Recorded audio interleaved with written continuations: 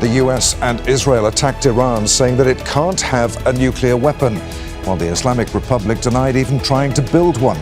The two are among 9 countries armed with such weapons, so who decides who can have nuclear arms? And have the actions of Israel and the US increased the risks that more countries will want them? This is Inside Story.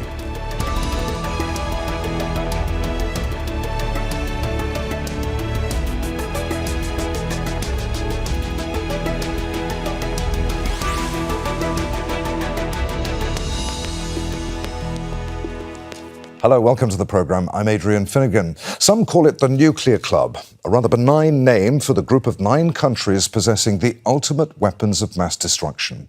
2 of them, Israel and the US, have attacked Iran, saying that it was to ensure that it doesn't get to join. Israel doesn't even admit to having nuclear arms, despite a widespread belief that it has dozens of such weapons. And Iran insists that its nuclear program is purely for civilian energy purposes and not military. An uneasy peace now exists since US President Donald Trump brokered a ceasefire with the help of Qatar. But there's uneasiness on other fronts too, about the legality and dangers of 2 nuclear powers attacking another country and bombing its nuclear sites. And yet more unease among those who argue that last week's events could actually increase the risk of more countries seeking nuclear weapons of their own. So, who and what controls and rules the world's nuclear arms hierarchy? What has the latest week done to efforts to maintain an equilibrium and for hopes to prevent nuclear weapons from proliferating? And what risks would possibly more volatile and extremist politics within some of the members of the nuclear club pose for the rest of the world? We'll be discussing all of that with our guests shortly, but first, a report from Joel Evans. Nearly a week after Israel and the US attacked Iran, powers in the region and wider world are weighing up the consequences.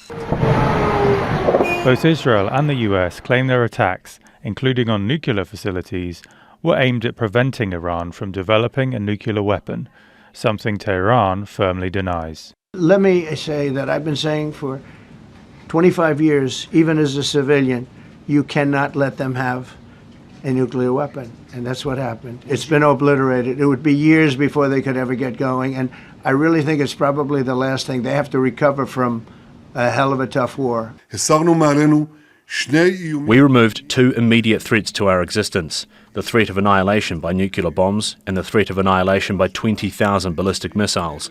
If we had not acted now, the state of Israel would soon be facing the danger of annihilation.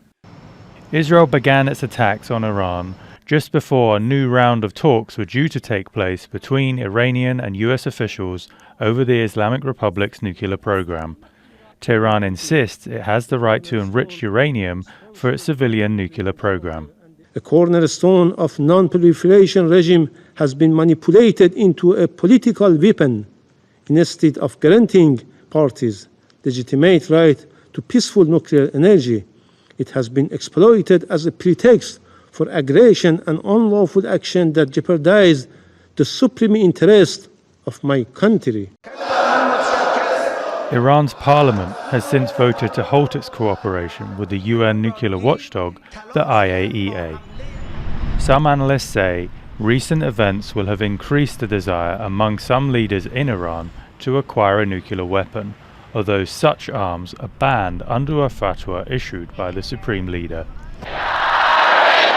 The attacks have changed the political dynamic in the Middle East and may also lead more countries to feel they need to develop such capabilities for their own security and affect how the world's existing nuclear powers might respond. Joel Evans, Al Jazeera, for Inside Story. So who's in the nuclear club? Well, as we said, 9 countries possess nuclear weapons. They are the United States, Russia, China, France, and the UK. Now, these were the first nations to acquire nuclear weapons. They've been joined by Pakistan, India, Israel, and North Korea. But not all of these countries have signed up to the non-proliferation treaty, with North Korea and Israel being ambiguous about the status of their weapons arsenals.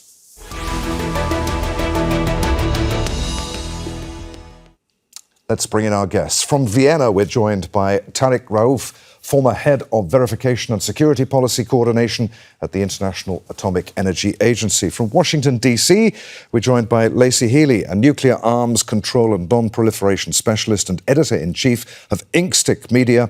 And from London, we're joined by Tariq Ali, a historian and editor at the New Left Review Journal. Welcome to you all. Tariq, in Vienna, let's start with you. I apologise in advance if some of my questions seem somewhat basic, but this is such a complex topic, as you know, that we need to make sure that everyone watching or listening to our discussion understands it completely. Now, we've probably all heard of the Nuclear Non-Proliferation Treaty, but who gets to decide who gets to produce a nuclear weapon and who doesn't? Well, the so-called nuclear club has 2 or 3 tiers in it. So the senior-most or the most powerful members are the United States and the Russian Federation, which have 90% of the nuclear weapons between the 2 of them.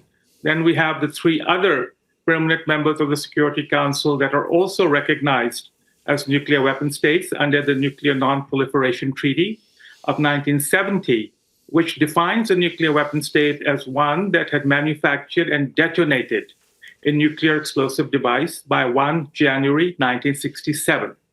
Then the lower tier are, in order, Israel, India, Pakistan, and North Korea, that are unofficially referred to as de facto nuclear-armed countries. We don't give them the status of nuclear weapon states, although in a sense this is a play with words.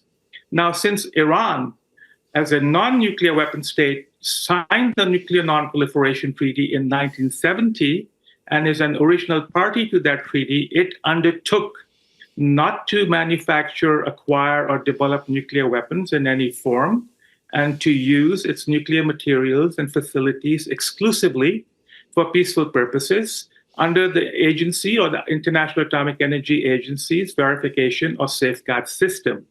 Now, unfortunately for Iran, in 2011, the IAEA produced a report that there were 12 different aspects of Iran's nuclear program that had not been declared to the IAEA and had possible military dimensions.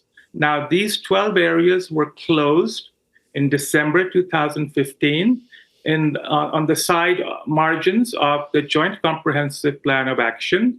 But then again, the 3 European countries, France, Germany, and the United Kingdom, pushed through a resolution through the IAEA Board of Governors, adopted by a bare majority, for the IAEA to produce a comprehensive report, which was done on the 31st of May. And in that report, the Director General raised some issues. All right, Tariq, we'll get into all of that in greater detail in just a few minutes. But Laicie, we still, I don't think, have got to the bottom of this question about who decides who gets nuclear weapons and who doesn't, and who polices whether nations are complying with their obligations under the Nuclear Non-Proliferation Treaty. Tariq was talking about the IAEA, for whom he used to work there. Most of us will have heard of that. But what does it do, and under whose authority? Yes. So thank you so much for having me. Some of this is just historical. This is when the Nuclear Non-Proliferation Treaty was signed, a certain number of countries had nuclear weapons, others did not. They developed it after the signing of the Nuclear Non-Proliferation Treaty. Those sort of top tier countries that we heard are the countries that had already tested nuclear weapons at the signing of the NPT. Since that time, other countries have come on board. And they have not been included under that the treaty obligations because essentially they're operating outside of the treaty altogether. This includes Israel, India, Pakistan, North Korea. Iran, though, is important because Iran did sign the NPT and has complied with its NPT obligations up to this point to some degree, which we hear also potentially there may have been some cheating going on there, and that's the concern of the NPT countries that we have. Now, under the NPT, the countries like the US, Russia, the ones with the really big stockpiles, they all agreed to work toward disarmament. And this is another place where things get a little tricky because these countries are actually modernizing their nuclear arsenals right now, which is, a lot of folks would argue, the opposite of working toward disarmament. Tariq Ali in London, why have 2 nuclear-armed states, the US and Israel, been allowed to tell Iran, a signatory to the Nuclear Non-Proliferation Treaty, which of course Israel is not, that it can't have a nuclear program of its own because they argue it's a destabilizing force in the region. Is there not a certain hypocrisy at play here when you look at both the US and Israel's past actions and indeed current ones, Israel in particular? We're now sort of totally living in a world of double standards. And the advantages of having Donald Trump in power is that he spells it out. There's no pretense. There's no attempt to say we're acting according to international law. Effectively, what the United States and its allies decide becomes de facto and de jure at the same time.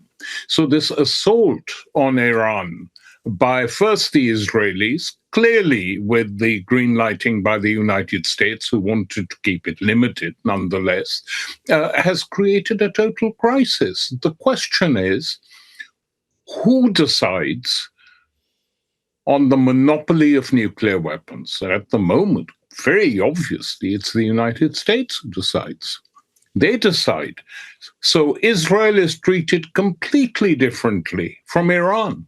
I mean, if you do a historic balance sheet of these countries, after the Iranian Revolution of 1979, the West, using Saddam Hussein as a relay, launched a war against Iran. This war went on for 8 years. Millions of lives were lost. The United States knocked down a passenger plane during this war, an Iranian passenger plane.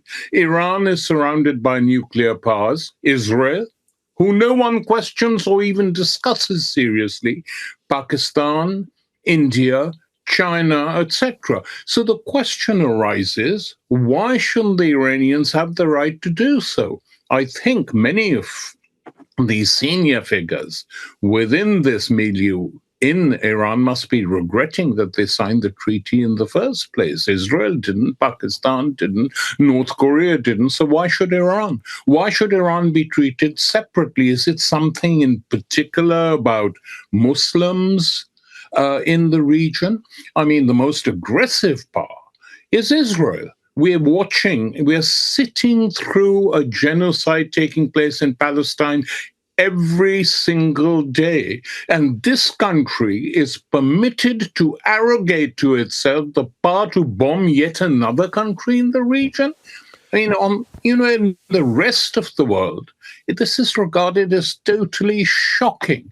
And its effects, I think, will be felt in the months to come, regardless of what happens in Iran. I mean, Iran can see what happened to Libya when they gave up their nuclear weapons. They can see what happened to Iraq after the Israelis went and bombed the nuclear energy centers inside Iraq.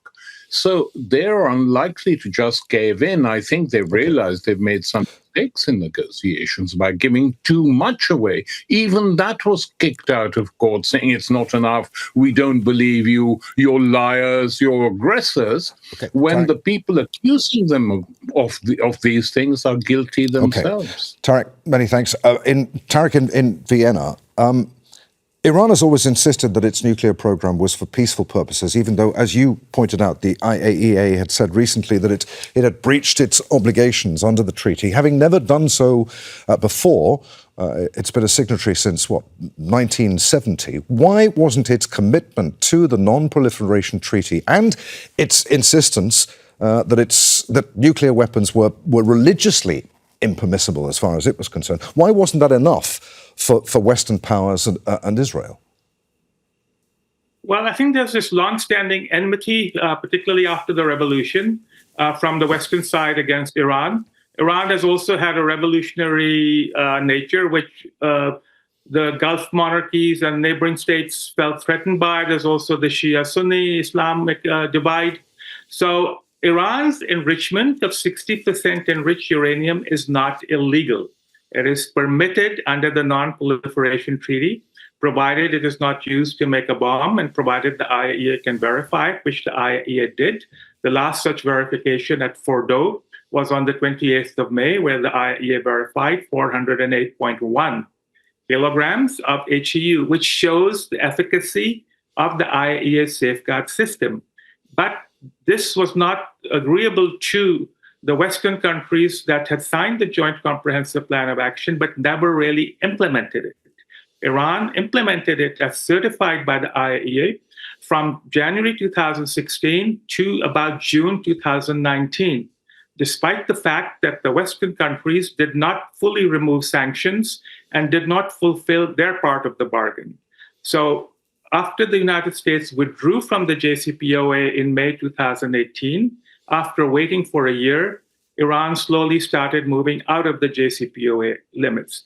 Meanwhile, 7 of its nuclear scientists were assassinated on the streets of Tehran. One could only describe this as state terrorism. There were sabotages at Iran's nuclear facilities, including cyber attacks. So Iran withstood all of that, and it started the higher level of enrichment more as a bargaining chip to put on the table to raise the price of a new nuclear agreement post Joint Comprehensive Plan of Action. And it's unfortunate that during the 4 years of the Biden administration, that administration did not move at all to bring the JCPOA back online or to have a sustained dialogue with Iran.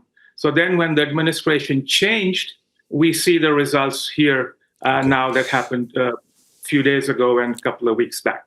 Laicie, let's broaden this out a little, away from Iran. The Nuclear Non-Proliferation Treaty, is it perhaps being seen by more nations now as discriminatory, selectively enforced? Has the treaty's legitimacy begun to unravel, given that a nation like the US, a founding signatory, can target another signatory's nuclear infrastructure, apparently without consequence? Does the system need overhauling? And who would oversee that? Yeah, so I do want to clarify something that was said earlier, which is that North Korea was not a signatory to the NPT. Actually, North Korea did sign on to the NPT. It did have inspectors. When it chose to go all the way nuclear, kicked inspectors out, and that was a major signal to the international community that North Korea was sort of bucking its obligations and going the other direction. Iran has had the option all along to do exactly that. They could have kicked inspectors out. They could have, we've seen the US in recent years leave plenty of treaties. Iran could have left this treaty and decided to go the other way. Iran has chosen, however, to stay within these limits. And US intelligence services and Israeli intelligence services have continued to say that Iran hasn't made the decision to go over that threshold to a nuclear weapon. So this really is a position that many see as one of negotiating and one aimed at possibly deterring this kind of action on the part of the US and Israel. But this kind of action really does make other countries sit up and take notice. And in recent years, we've seen not just countries take notice in that they would want to develop nuclear weapons of their own, which is certainly always a consideration, but also very expensive. We've also seen countries band together and sign something called the Treaty on the Treaty on the Prohibition of Nuclear Weapons, the TPNW.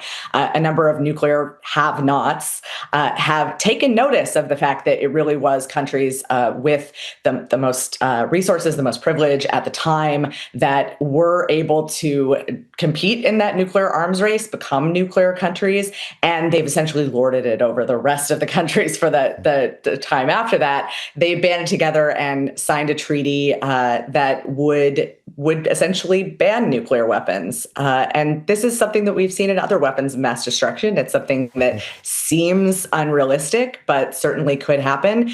Another problem on this, though, is that the US and Russia and other nuclear weapon states have refused to come to the table and talk about that treaty. So this also makes others feel that they are not really serious about their obligations under the NPT to disarm.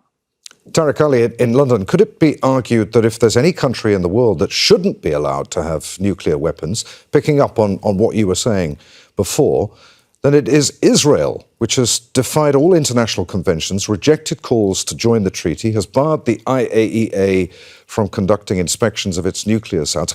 How can this be allowed? Well, it can be allowed because of the United States backs Israel to the hilt. I mean, it's astonishing that for the last, period, months and months, people have been watching what the Israelis have been doing in Gaza and now the West Bank. Mothers killed, children killed. Harvard University's latest report gives the figure of 377,000 Palestinians killed over this last period. And the Europeans watch, they sleepwalk to their offices, they get their orders from Washington, and this symbiosis between Washington and Israel can be broken.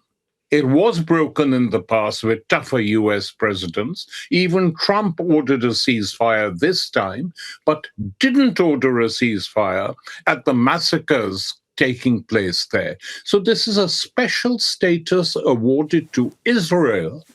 For what reasons? Going back to the past. What happened in the Second World War? Horrific.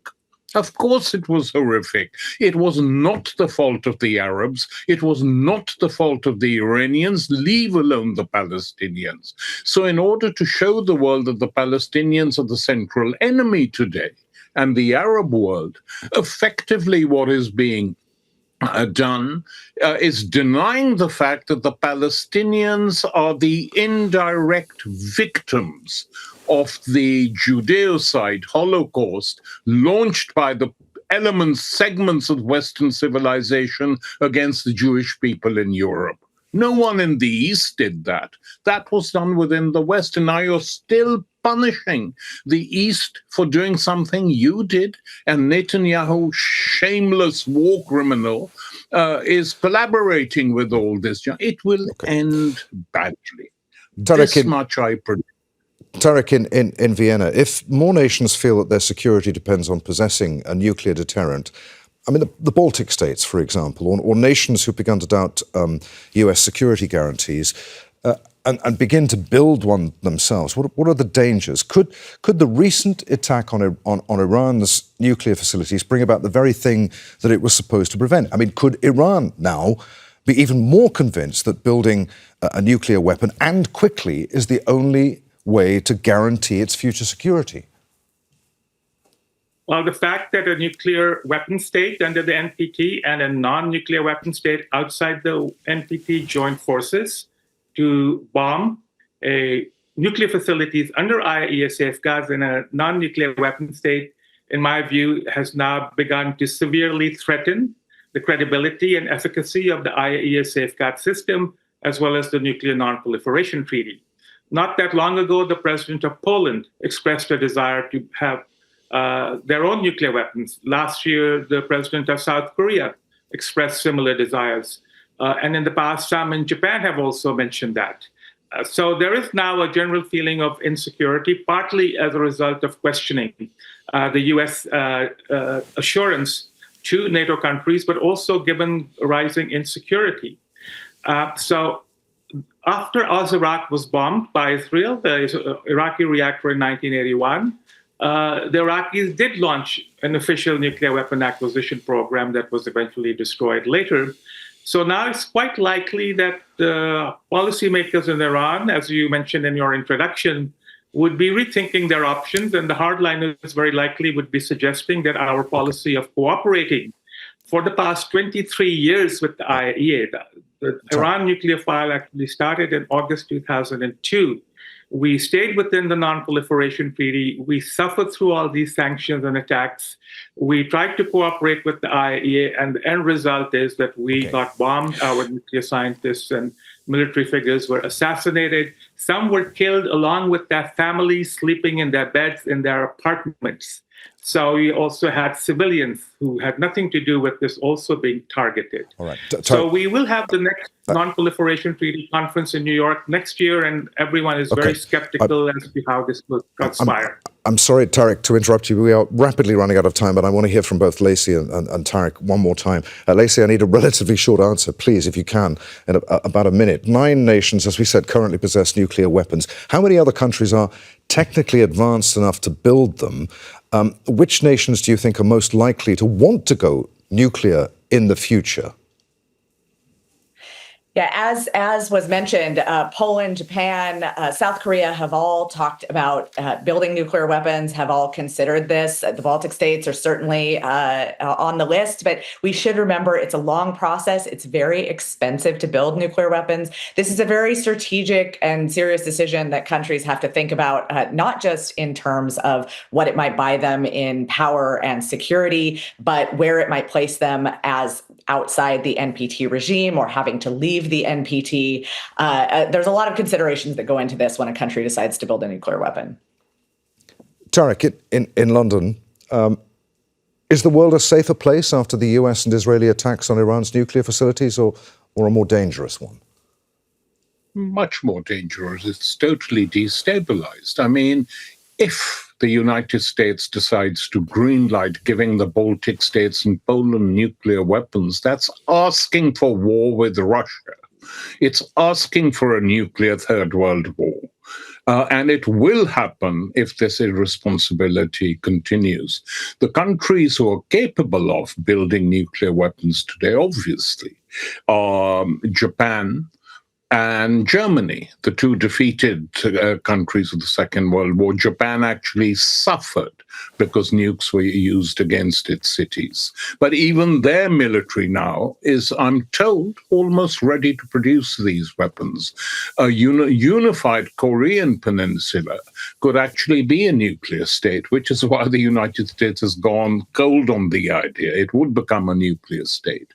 And in my opinion, the Iranians would be crazy to trust the West anymore, given what's been done to them and given they've been targeted in this brutal fashion.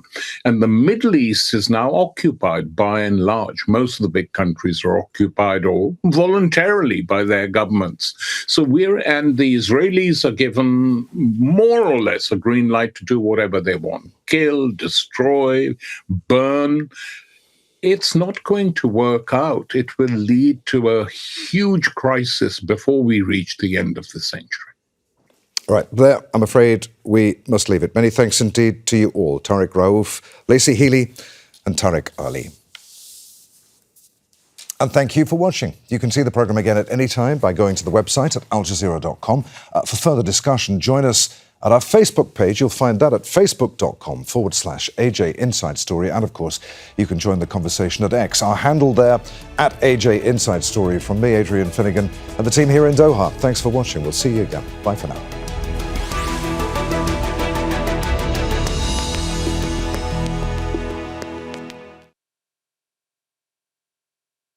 Don't miss out. Get the full picture. Subscribe to Al Jazeera for reliable news and expert insights. Like, share, stay ahead.